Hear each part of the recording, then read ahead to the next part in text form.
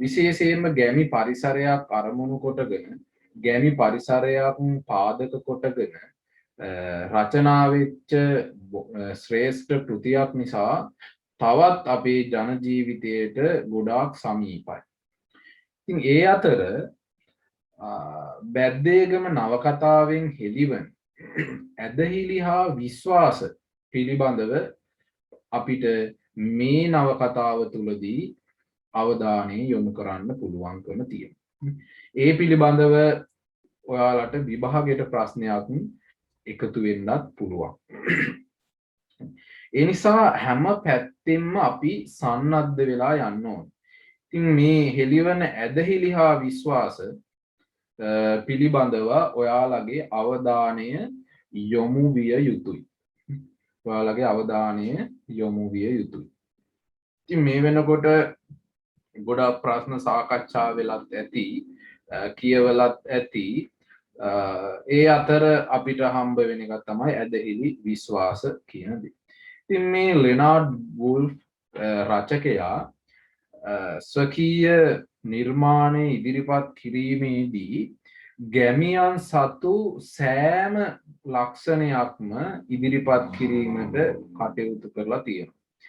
මෙයා බැද්දේගම කියන ප්‍රදේශය අරමුණු කොටගෙන ලාංකික ගැමි ජනයාගේ විශේෂයෙන්ම දුප්පත් ඈත පිරිසර ජනයාගේ සිතුම් පැතුම් ජීවන ක්‍රියාකාරකම් මනාව පෙන්වීමට මෙතුමා බොහෝ උත්සාහ කරලා තියෙන බව අපිට මේ නවකතාව කියවාගෙන යනකොට තේරෙන දෙයක්. ඉතින් ඒ අතර ළමයි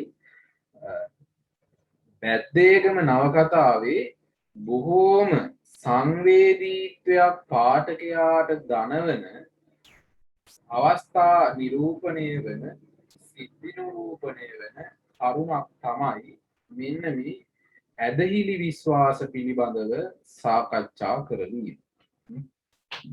ඔයාලට දැන් නවකතාව මතක් වෙනවා නම් අපේ හදවතට බොහෝම සංවේදී නෙතට කඳුලක් ගෙන දෙන අවස්ථාවක් වෙන්නත් පුළුවන්. නවකතාවේම ජීවත් වෙලා කියවගෙන යනවා නම් ඇත්තටම කඳුළුත් එනවා. ඒ මිනිසුන්ගේ දුප්පත්කම නිසා නොයෙක් ඇදහිලි විශ්වාස අරමුණු කොටගෙන සිද්ධ කරන දේවල් එයාලගේ අසරණකම පාඨක හදවතට සමීප කරවන්න තියෙන හොඳම පැතිකඩක් තමයි මෙන්න මේ බැද්දේගම නවකතාවෙන් හෙළිවන ඇදහිලි විශ්වාස සම්බන්ධ කතන්දරේ. ඉතින් මේ පිළිබඳව මම උද්දෘත කිහිපයක් ගත්තා. තවත් බොහෝ කාරණා තියෙනවා. විශේෂයෙන්ම ඔයාලට නවකතාව බැලුවොත් එහෙම අපිට නවකතාවම ඕනේ අපේ මේ ලාංකික ජීවිතේ ඔයාලත් ගම්වල හැදිච්ච වැඩිච්ච අය වෙන්න ඇති. නගරයක අය වුණත් දන්නවා අපේ රටේ ග්‍රාමික තොරතුරු. ඒ අතර අපේ ගම්වල තියෙන ප්‍රධානතම දෙයක් තමයි මොකක්ද? මෙන්න මේ ඇදහිලි විශ්වාසනේ. දැන් අපි කොරෝනා ඇවිල්ලානේ. අපිට දැන් කොරෝනා ඇවිල්ලා දැන් ඉන්දියාවේ කොරෝනා දේවි කියලා පිරුවක් හදාගෙන වඳිනවලු. නේ? ඔයාලා ඒක දන්නවද? මේ ඉන්දියාවේ නිවුස් එකෙන් බලනවනේ. නිවුස් එකම අනිවාර්යෙන් බලන්න ඕනේ. ඔයාලගේ පොදු පේපරේට වැදගත් ඒවා ඒ සම්බන්ධ රචනාවලට එහෙම හරිම වැදගත්. ඒක කියන්න දෙයක් නැහැ. ඉතින් මේ ඉන්දියාවේ කොරෝනා දේවි කියලා දේව රූපයක් හදාගෙන දැන් ඒකට පුද සත්කාර කරනවා මේ කොරෝනා වලින් අත් මිදෙන්න. අන්න එහෙම තමයි. දැන් අපිට ඒක හොඳම මම ඒක මතක් කරේ ඒක හොඳම සමීප නිදසුනක්. ඇදහිලි විශ්වාස අපේ ජීවිතයට සම්බන්ධ වෙන්න. එහෙනම් ඔයාලා ඇදහිලි විශ්වාස සම්බන්ධ ප්‍රශ්නයක් ලියන්න එනකොටම ඔයාලට මේ සම්බන්ධව ඓතිහාසික තොරතුරු වාක්‍ය දෙකකින් ලියවිය යුතු වෙනවා. ඇදහිලි විශ්වාස සම්බන්ධ. එතකොට පරීක්ෂකවරයා දන්නවා මෙයාට පෘතුල පුළුල් දැනුමක් තියෙනවා කිය. ශිෂ්ටාචාරීන යුගයේ ඉඳලාම තමයි මේ ඇදහිලි විශ්වාස මනුෂ්‍ය හදවතට ඇවිල්ලා තියෙන්නේ. කොයිතරම් දැන් මේ දියුණු ලෝකෙත් කොරෝනා දේවි කියලා අර පිළිරුවකට වන්දනා කරන්න දන්නවනම් වෛරසයකින් පැතුරුනේ කියලා සත්සුදස්සේ ස්ථීර වෙලා තියෙන මොහොතේත් ඒක වෙනුවෙන් ඇදහිල් විශ්වාස ගොඩනගා ගන්න මිනිසා කටයුතු කරනවා නම් අතීතයේ මිනිසුන් නම් මේවා සිද්ධ කරපු එක පුදුමයක් නේ පුදුමයක් නේ. දැන් බලන්නකෝ අපේ ගම්වල තියෙන දේවල් නේ පෙරහැරක් ගියොත් එහෙම දැන් මේ අපිට මේ නව කතාවෙත් හම්බ වෙනවා. එන මේ කොකු ගහගෙන එල්ලගෙන නේ ඔය තියෙන පෙරහැරවල් දැකලා තියෙනවා ඇතිනේ. ඒව ඔලුවට ගන්න. විභාගෙදී ඒව ඔලුවට ගන්න. මේ ප්‍රශ්නේ මෙහෙමම ආවොත් ඔයාලා අර පෙරහැරක් මුල් කොටගෙන තමන්ගේ මේ ගමේ තියෙන ආගමික විශ්වාස මුල් කොටගෙන මේ උදාහරණ දාලා ලියන්න හරිම සාර්ථක පිළිතුරක්. මොකද අත්දැකීමක් නෙමෙයි. දැන් නව කතාවක් වුණා සාර්ථක වෙන්නේ නිර්මාණයක් වුණා සාර්ථක වෙන්නේ මොකක් තිබ්බොත්ද? හොඳ අත්දැකීමක් තිබ්බොත් නේ. අනුභූතිය ඒ අනුභූතියක් මෙතන ඉදිරිපත් කරලා තියෙන්නේ. දැන් කෙටි කතා ගත්තත් එහෙමයි නේ. ඒ Tamanට අත්දකින්න සිද්ධ වුණ දෙයක් කල්පිතයකුත් නොවේ ඇත්තත් නොවේ. ඒ දෙක අතර සංකලනයක් වගේ නව කතාව කියන්නේ. එතකොට ඔයාලගේ උත්තරෙත් එහෙම ලියනකොට හරිම සාර්ථකයි. ඒ වගේ ගන්න, ඒ වගේ අරන් ලියන්න. ඒක තමයි හැමතිස්සෙම කියන්නේ. එතකොට ඇඟෙන්ම ලිව්ව හැකි. නිකන් කටපාඩම් කරගෙන ලිව්වොත් එහෙම ඇඟෙන්ම ලියන එක්කෙනාටයි උත්තරේ දෙකක් නේ. එතකොට වෙනස් වෙන්න ඉඩ තියෙනවා. එහෙනම් අපි සමීපයි නේ ගෝවිතැන් කරන පළාත්වල වෙනම ඇදහිලි විශ්වාස තියෙනවානේ. අස්වැන්නට කලින් ලබා ගන්න පොල් ගෙඩි එල්ලනවා. දේව රූප තිබ්බොත් එහෙම ඒවාට ගිහින් බාරහාර වෙනවා නේ. ඊගාවට අස්වැන්න ලබා ගත්තට පස්සේ අලුත් සහල් මංගල්‍ය එතකොට කට්ටිය එකතු වෙලා දේවියන් වෙනුවෙන් කිරිබත්තු වෙලා ඔක්කොම එකතු වෙලා කනවා පරිත්‍යාග කරනවා. ඔය වගේ ගොවිතැන සම්බන්ධ ඇදහිලි විශ්වාස රාශියක් තියෙනවා. ලෙඩක් දුකක් ඇති වුණාම සිද්ධ කරන දේවල් රාශියක් තියෙනවා. කොයිතරම් ඔපරේෂන් කරත් කොයිතරම් ලොකු ඉස්පිරිතාල වලට ගෙනිච්චත් කොයිතරම් හොඳ වෙද මහත්වරුන්ගේ බෙහෙත් ගත්තත් අරකක් කරන්නේ නැද්ද? තොවිලයක් වගේ දෙයක් වෙලාව බලන්න යනවනේ. අම්මලා ඒ ඇස්සේ මේ බෙහෙත් දෙනවා ඔක්කොම සිද්ධ කරනවාද අම්මා හිමීට යන වෙලාව බලාගෙන නේද? ඒ අවස්ථාවේ දේවාලෙන් හෝ එතනදී කියනවා මේ දේවල් සිද්ධ කළා බෝධි පූජාවක් තියන්න. මේ විෂ්ණු දෙවියන්ට පහනක් පත්තු කරන්න. මේ අහවල් දේවාලට ගිහින් බාර වෙන්න. ඒ දේවල් කියලා මේ අපේම ජන ඒකනේ නවකතාවේ අපි නවකතාව පිළිබඳව ලක්ෂණ කතා කරනකොට අපිට හම්බ වෙනවා නවකතාවෙන් මානව ජීවිතේ විවර කරනවානේ. නවකතාවක් කියන්නේ මානව ජීවිතේ විවර කරන. මේ බැද්දේගම නවකතාවෙනුත් අපේ මානව ජීවිතයයි මේ විවරණය වෙන්නේ. ඇදහිලි විශ්වාස කතා කරනකොටත් අපේ මානව ජීවිතයයි විවරණය වෙන්නේ. අපි බැද්දේක මිනිස්සු අනේ මේ දේවල් සිද්ධ කරානේ කියා අපි මහා මෝඩ මිනිස්සු කියා කතා බහ කර හිටියට අපිත් ඒ දේවල්ම සිද්ධ කරනවා. උපන් නම තියන්නත් වෙලාව බලනවා, ගෙදර පස් පිටල්ල කපන්නත් වෙලාව බලනවා. ඔය හැම දෙයකදීම යම් පොඩි දේවල් තියෙනවා. ඉතින් අතීතේ සිද්ධ වෙච්ච අපේ රටේ මේ අධිරාජ්‍යවාදී යුගයන් තුල සිද්ධ වෙච්ච ඈත පිටිසර ගම්මානවල දුප්පත් මිනිසුන්ට පිහිටට තිබ්බ එකම දේ වෙන්න පුළුවන් මේක හිත හදා ගන්න. අපිට ගොඩාක් දේවල් එහෙම තියෙනවනේ හිත හදා ගන්න. ඒකනේ විභාග ලියන්න වෙනකොටත් බාරහාර වෙන්න යන්නේ නේ. දේවාල ගානේ යන්නේ නොඑක් විභාගෙටත් යනවා. අපි දන්නවා පාඩම් වෙන්නේ නැහැ. පාඩම් කරන්න ඕන ඕවට ගියාට වැඩක් නැහැ. නමුත් යනවා. මොකද එතන අස්වැසීමක් තියෙයි කියලා හිතන. නිසා අපිට මේක මිත්‍යාවක් කියලා අයින් කරන්න පුළුවන්කමක් නැහැ. දැන් ඔයාලට මේ හැම දෙයක්ම සම්බන්ධ වෙනවා. මොකද දෙවියන් මැරීම පද්‍ය පන්තිය. නූතන පද්‍ය. ඒක මේ සම්බන්ධ දෙයක් නෙවෙයි. එතකොට ඔයාලට මේ දැන් නවකතාවේ දැනුමයි නවකතාවේ දැනුම අරන් අතන රසාස්වාදයේ කරන්න බැයිද? පුළුවන්. එතන දැනුම අරන් මෙතන මේ ප්‍රශ්නෙට උත්තර ලියන්න බැයිද? පුළුවන්. එතකොට ප්‍රායෝගික පිළිතුරක් බවට පත් වෙනවා. දැන් දෙවියන් මැරීම කතාවෙත් ඔය වගේම සිද්ධියනේ. බුද්ධියට තැන දෙන්න විදියකුත් නැහැ. මේක බොරු කියලා තේරුණත් මෙතන මොකක් හරි තියෙනවායි කියලා මේකෙන් අයින් වෙන්න පුළුවන්කමක් නැහැ.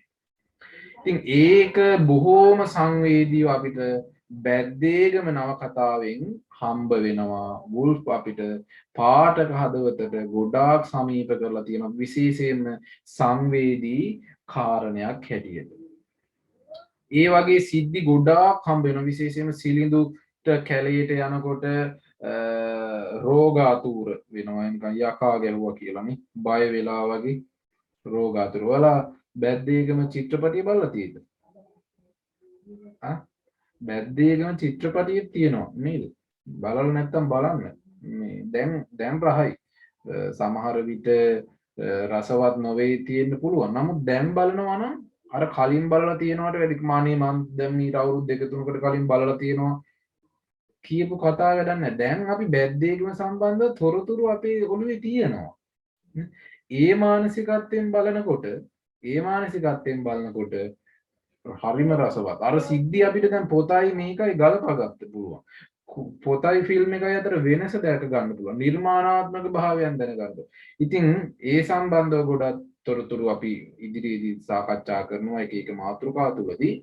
ඉතින් එහෙම නැතුව මේ ඇදහිලි විශ්වාස තුලදී ඔය චිත්‍රපටියේ යක්ෂ රූපෙම පෙන්වන අවස්ථාවන් තියෙනවා. බය වෙනවා. විශේෂයෙන්ම සිලිදු රෝගාතුර වෙන අවස්ථාවන් තියෙනවා.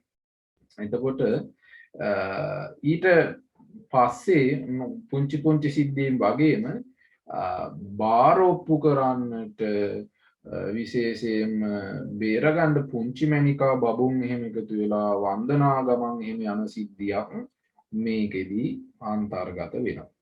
කැලේදී පුංචි දේවලුත් තියෙනවා.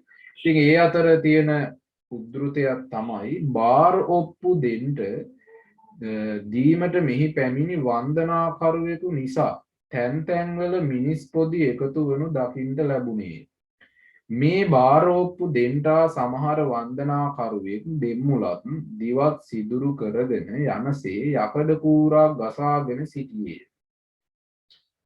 තවත් එකෙක් ඇඟේ සම සිදුරු කරගෙන යනසේ යවුලක් ගසා එහි කිරි කල එල්ලා ගත්තේ. තදට ගසාගත් අබුඩයක් හැර අනිත් කිසිදු ඇඳුමක් නැති තවත් වන්දනාකරුවෙක් කොහොඹ කලයක් හිස තබාගෙන කෙස් වලල්ල මුහුණ පුරා හෙලාගෙන ලොකු යකඩ බිලී කටු 30ක් හෝ 40ක් සමී තැනින් තැන අවුලුවා එහි ගැට ගසන ලද ලනු සියල්ල එකතු කොට අනිකෙකු අදිත්ති. මේකෙදී අපිට පේනවා කොහොමද මිනිස්සු මේවට ගැති වෙලා සිටියේ කියලා. මේවා හරිම විශ්වාසයෙන් කරන්නේ. ඒ වගේම අපිට තේරෙනවා මොකක්ද? මොකක්ද තේරෙන්නේ? මානසික ශක්තිය තියෙනකොට මානසිකව වේදනා විඳලා වැටිලා ඉන්නකොට කායික වේදනාවන් ඒ තරම් ගාණක් නැහැයි කියලා.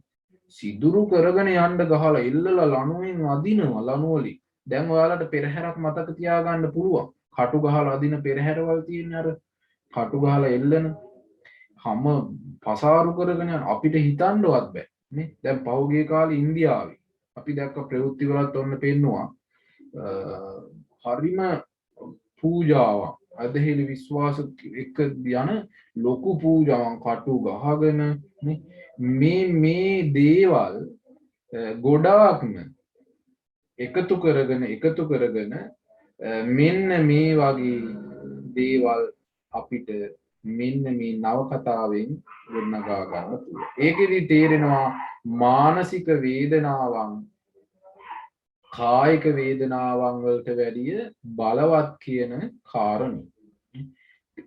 ඕක අපිට හොඳම දෙයක් තමයි හැප්පුණ වෙලාවක බලන්න වාහන අනතුරක් වුණ වෙලාවකට පස්සේ බයික් වලින් එහෙම හැප්පුණාම කොල්ලෝ එහෙම කෑලි ගිහින් අතපය කැල් නමුත් මෙයා ගානන්නේ ඔහේ උඩ බලාගෙන ඉන්නවා. සමහර විට යාට හිතෙනවා ඇති මේවා ගැන හිතලා වැඩක් නැහැ. ආයෙතින් මේ මානසික අරවා නිකන් වේදනාවකුත් නැහැ වගේ ඔහේ ඉන්න අවස්ථාවක් තියෙනවා. ඉතින් මේ බැද්දේගමින් මේ වගේ පැතිකඩ යන්න පුළුවන්. ඊගාවට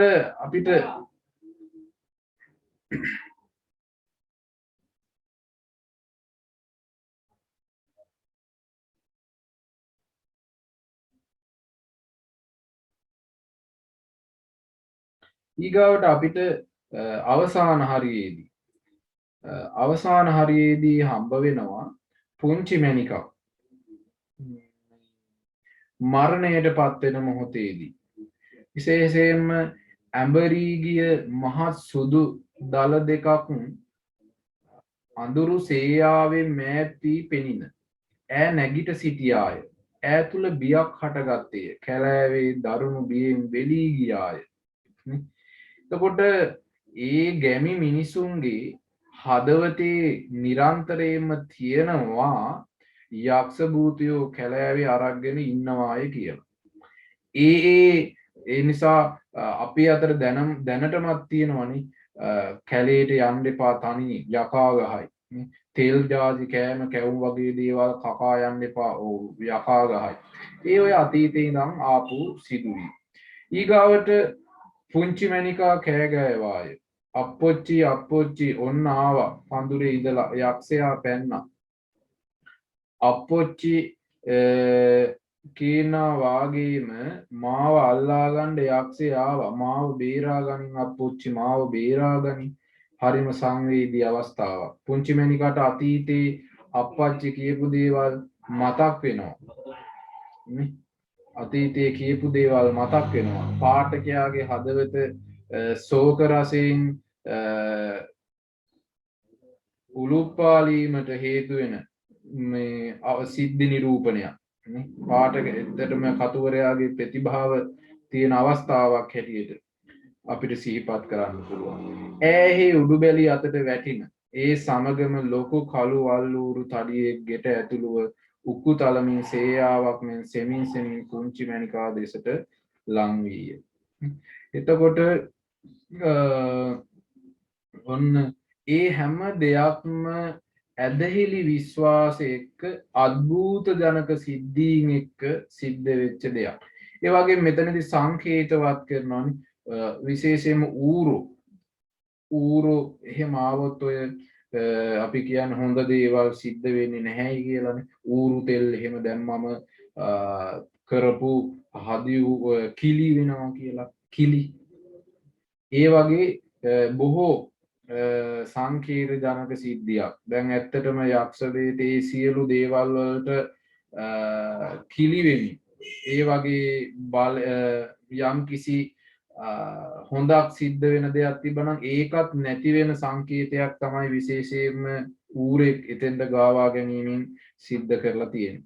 ඉතින් ඔය වගේ උද්දෘත රාශියක්ම තෝරා ගන්න පුළුවන් බැද්දේගම නවකතාවෙන් මේ ඇදහිලි විශ්වාස සම්බන්ධව.